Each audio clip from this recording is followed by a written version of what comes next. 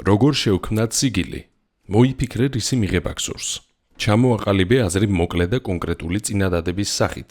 წინადადება აუცილებლად უნდა იყოს აწმყოში.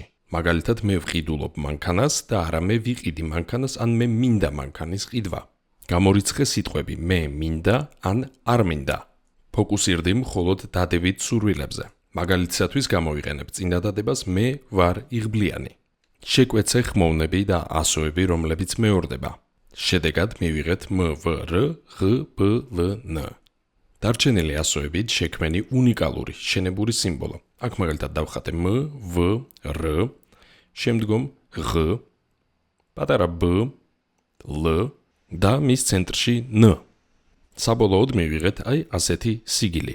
მე მივეცე ასოებს კუთხოვანი ფორმა, შენ შეგიძლია დახატო როგორც გაგიხარდება. იმავე პრინციპით შეგიძლია შექმნა სიგილები სხვადასხვა სურვილებისათვის. ცოტა ხანს იმედიტირე ამ სიმბოლოზე, არ მოწყვიტო მას თვალი და ფოკუსირდი შენს მიზანზე. ეცადე შეიგრძნო და განიცადო ის. შეგიძლია სურვილი მრავალჯერ გაიმეორო აფირმაციის მსგავსად, მაგალითად მე ვარ იღბლიანი, მე ვარ იღბლიანი, მე ვარ იღბლიანი. დაწვი ქაღალდი და თქვი.